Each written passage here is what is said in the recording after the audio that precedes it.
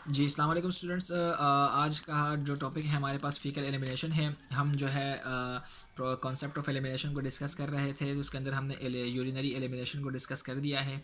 तो अब जो है फ़ीकल एलिमिनेशन की बात करते हैं। तो विदाउट टाइम वेस्ट किए हम चलते हैं अपनी टॉपिक की तरफ। तो फ़ीकल एलिमिनेशन क्या होता है? Excretion of solid waste from the body is called faeces और स्टूल। एक्सक्रीशन यानी निकालना solid waste from the body is called faeces, faeces बोल सकते हैं या स्टूल बोल सकते हैं। ठीक है जी। Expelling of faeces from anus and rectum is called defecation and bowel movement. अगर जो एक्सपेलिंग हो रही है, एक्सपेल हो रहा है यानी बाहर निकल रहा है फीसिस एनस से और रेक्टम से, इसको कहते हैं डेफिकेशन, डेफिकेशन या बाउल मूवमेंट। ठीक है, डेफिकेशन भी बोल सकते हैं, बाउल मूवमेंट भी कह सकते हैं। और जो निकल रहा होता है उसको फीसिस कहते हैं और स्टूल कहते हैं। अच्छा, अब कुछ कॉमन प्रॉब्लम्स मौजूद होती हैं फीकल एलिमिनेशन के हवाले से। तो उसको नाम क्या क्या है, प्रॉब्लम्स क्या क्या है? डायरिया है, कॉन्स्टिपेशन है, बाउल इनकंटिनेंस है, फ्लेटुलेंस है।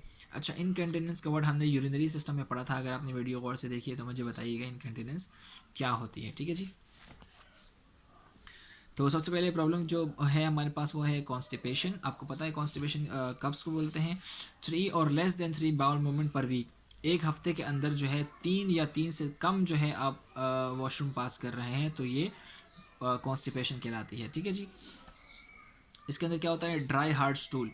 जो आपका जो स्टूल होता है वो हार्ड होता है, ड्राई होता है और इसलिए आसानी से बाहर नहीं निकलता, ड्राई होता है। ठीक है जी। Due to slow movement in large intestine causes more absorption. अच्छा, इस पॉइंट को समझने के लिए आप ज़रा तवज्जो दें।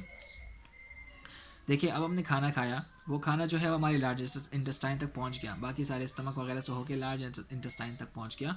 तो वहाँ पर उसकी मूवमेंट जो है अगर स्लो हो गई, वहाँ पर उसकी मूवमेंट अगर स्लो हो गई, तो जितना भी खाना हमने खाया था, जितना भी खाना हमने खाया था उसमें से सारा वाटर जो है निकल जाएगा। सारा वाटर अगर निकल जाएगा तो फिर पीछे बचेगा क्या? ड्राई।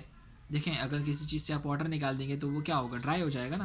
तो इसलिए जो हमारा जो वेस्ट प्रोडक्ट होगा, जो खाना होगा, जो हम निकालने वाले हैं, तो अगर उसमें से वाटर की री एब्जॉर्प्शन हो गई तो क्या होगा? वो ड्राई हो जाएगा और इसी वजह से कॉन्स्टिपेशन होगा। ठीक है जी। अच्छा, यहाँ पर नोट है फीकल इम्पाक्शन। ये एक टर्म है, आपको याद रखनी पड़ेगी क्या है इसका। फीकल इम्पाक्शन इज़ अ मास और collection of hard faeces in folds of rectum. Faecal infection क्या है? ये कोई मास है यानी कि कोई आउटग्रोथ हो सकती है, या कलेक्शन ऑफ हार्ड फीसिस यानी कि हार्ड फीसिस जमा हो सकता है रेक्टम के अंदर। ठीक है, रेक्टम के अंदर कोई हार्ड फीसिस जमा हो गई या कोई मास जो है आके अटक गया, तो उसको कहते हैं faecal impaction. Sometimes in sigmoid colon. जो सिग्मॉइड कॉलोन होता है हमारा, सिग्मॉइड कॉलोन कहाँ होता है? देखिए मैं बताता हूँ। इस तरह हमारे पास हमारा लार्ज इंटेस्टाइन है। ठीक है, ये असेंडिंग कॉलोन है। ठीक है, ये है ट्रांसवर्स कॉलोन, ये है डिसेंडिंग कॉलोन और ये होता है सिग्मॉइड कॉलोन। सिग्मॉइड कॉलोन और ये लास्ट में है रेक्टम। ठीक है जी। तो सिग्मॉइड कॉलोन रेक्टम के अंदर मौजूद है, तो बाज़ औक़ात ये ऊपर जो है सिग्मॉइड कॉलोन के अंदर भी आके अटक सकता है, ये मास और कलेक्शन ऑफ फीसिस। तो ये जो है इसको कहते हैं फीकल इम्पाक्शन। ठीक है जी। इसको कैसे ट्रीट करते हैं? इसकी ट्रीटमेंट यही है कि नीड सर्जरी। इसकी सर्जरी होती है। सर्जरी का नाम क्या है? कोलोस्टोमी। नाम याद रखिएगा, सर्जरी का नाम क्या है? कोलोस्टोमी। कोलोस्टोमी, कोलोस्टोमी के अंदर क्या होता है कि आपका जो सिग्मॉइड कोलोन है, यहाँ पर एक होल कर देते हैं, सुराख कर देते हैं और यहाँ पर बेग लगा देते हैं, बेग। ठीक है, यहाँ पर एक बेग लगा देते हैं और यहाँ से जो जितना भी बाउल आ रहा होता है, जितना भी फीसेस आ रहे होते हैं, तो वो सिग्मॉइड कोलोन से होते हुए आपके बेग के अंदर चले जाते हैं, तो इसको कहते हैं कोलोस्टोमी। ठीक है जी।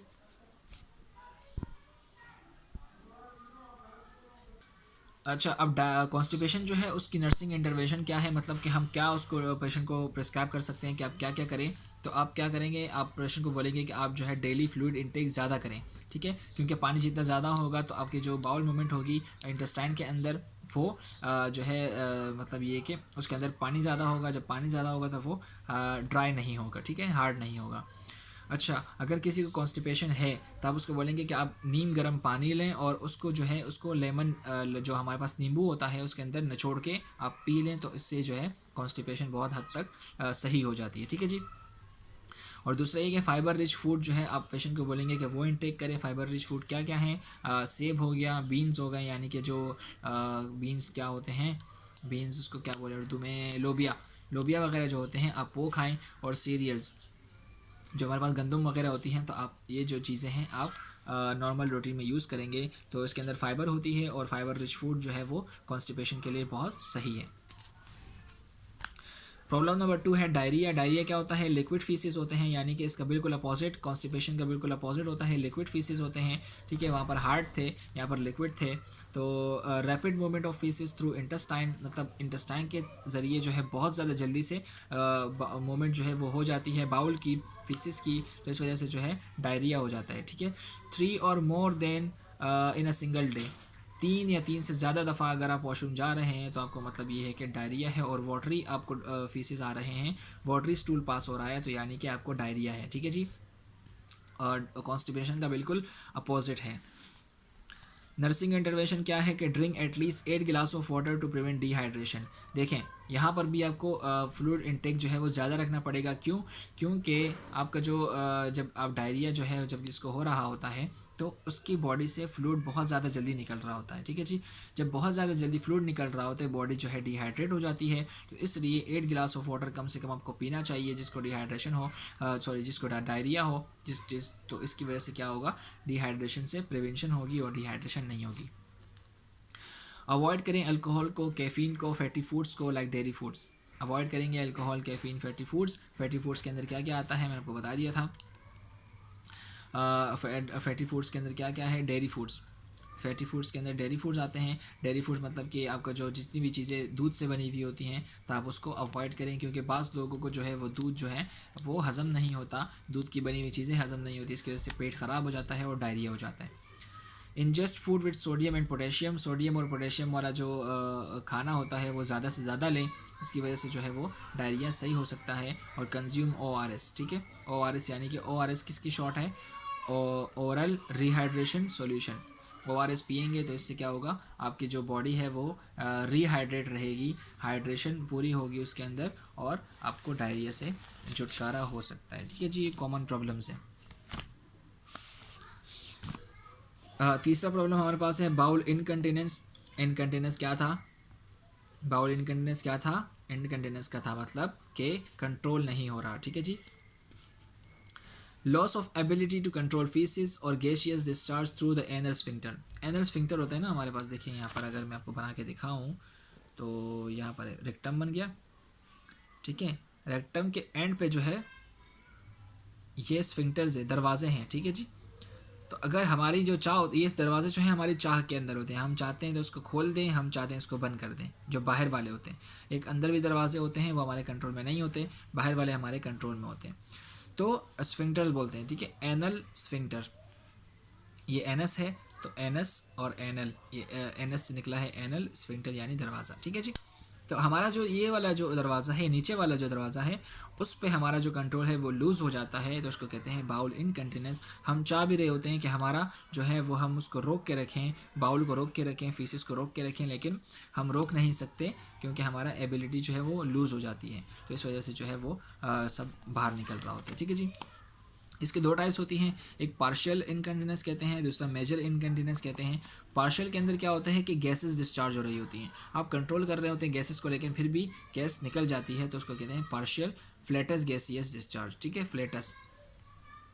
और मेजर के अंदर क्या है कि फीसिस ही डिस्चार्ज हो जाता है। ठीक है, कॉजेज़ क्या है इसके, डेफिकेटेड एनल स्फिंक्टर, यानी कि डिफेक्टेड एनल स्फिंक्टर। आपके जो एनल स्फिंक्टर है, ये वाला एनल स्फिंक्टर जो है इसके अंदर कोई मसला आ गया है जो आपसे कंट्रोल नहीं हो रहा।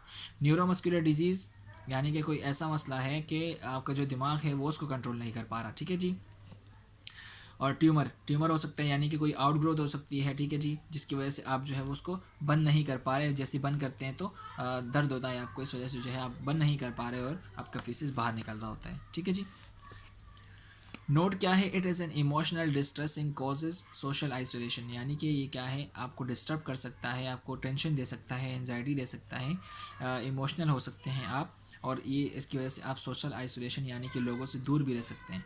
क्योंकि जाहिर सी बात है, जब आपको जो है ना जब आप कहीं पर महफिल में बैठे हुए किसी से फाट निकल जाए तो सब लोग उसका मजाक उड़ाते हैं, तो फिर वो महफिल में आना ही छोड़ देता है। तो अगर किसी के साथ प्रॉब्लम है तो हमें उसको इस तरह नहीं करना चाहिए, जो है इग्नोर करना चाहिए, क्योंकि इंसान है, कुछ भी हो सकता है। ठीक है जी।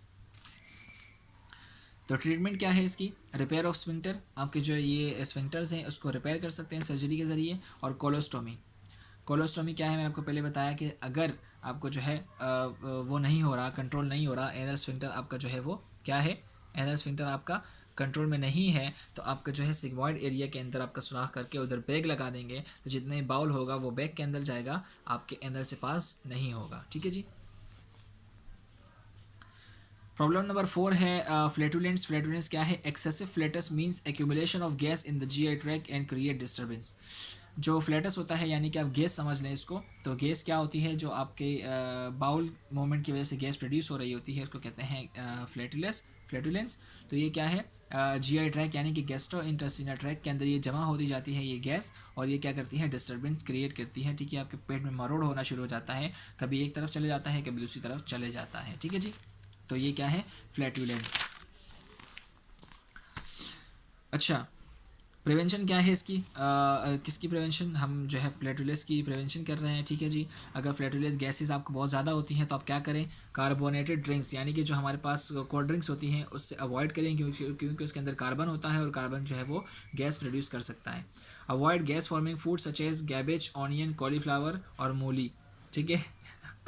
अच्छा, अवॉइड करेंगे इसको, ऐसे वाले फूड को जो आपकी गैस प्रोड्यूस कर सकते हैं, यानी कि जो बंद गोभी होती है, कैबेज बोलते हैं उसको, बंद गोभी आपके गैस प्रोड्यूस करती है, प्याज गैस प्रोड्यूस करता है, और कॉलीफ्लावर यानी कि जो फूल गोभी होती है वो भी गैस प्रोड्यूस कर रही होती है, और मूली जो है वो भी गैस प्रोड्यूस कर रही होती है। आपने सुना होगा कि मूली के पराठे खा के आए हो आज, तो इसलिए जो है वो बदबू फैला रहे हो यहाँ पे, तो इसलिए जो है मूली के पराठे भी नहीं खाने चाहिए, तो वो भी गैस प्रोड्यूस करती है। ठीक है जी। अच्छा, अब मेडिकेशन जो है वो क्या है, जितने भी हम सारी कॉमन प्रॉब्लम हमने बात करी, फ्लैटुलेंस हो गया, बाउल इनकंटिनेंस हो गया, डायरिया, कॉन्स्टिपेशन, इसके लिए कुछ मेडिकेशंस होती हैं जो कि कॉमन मेडिकेशन है, आप घर पे भी यूज़ कर सकते हैं। तो उसको डिफ़ाइन किया गया है यहाँ पे कि common medication for common problems. Laxatives, laxative क्या होते हैं, जो कि आपके कॉन्स्टिपेशन को रिलीव करते हैं। जैसे मिसाल के तौर पर एक सिरप आता है प्रोलेक्स सिरप, वो क्या होता है, लेजेटिव के अंदर आता है, यानी कि आपके जो कॉन्स्टिपेशन है उसको कंट्रोल कर रहा होता है, उसको ख़त्म कर रहा होता है। और प्रोलेक्स के साथ साथ ड्यूफेलिक नाम के सिरप आता है, वो भी कॉन्स्टिपेशन के लिए होता है।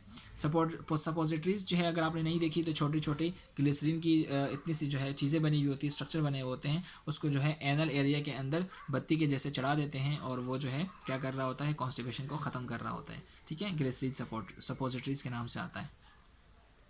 हॉस्पिटल्स के अंदर अगर आपने काम किया है तो आपको पता होगा कि एनिमास क्या होती हैं। क्लीन एनिमा के नाम से एक लिक्विड आता है जो कि हमारा एनल एरिया के अंदर पुश कर देते हैं वो वाटर, और फिर जो है वो कॉन्स्टिपेशन को ख़त्म कर देता है। ठीक है जी। एंटी डायरियल, इमोडियम कैप्सूल या इमोडियम सिरप जो है वो एंटी डायरियल है, यानी कि इमोडियम आप किसी को देंगे तो उसका डायरिया सही हो जाएगा। एंटी फ्लैटुलेंट जो है वो क्या है, आपका गैविस्कॉन सिरप होता है जो आपके गैसेस वगैरह को कंट्रोल कर रहा होता है, तो उसको कहते हैं एंटी फ्लैटुलेंट्स सिरप। ठीक है जी। तो उम्मीद करते हैं यहाँ तक आपको बात समझ आ गई होगी। हमारा जो है कॉन्सेप्ट ऑफ एलिमिनेशन कंट्रोल हो गया है, और उसके बाद जो है एमसीक्यूज़ की तरफ हम बढ़ेंगे। ठीक है जी। चलिए, अपना ख्याल रखिएगा। अल्लाह हाफिज़।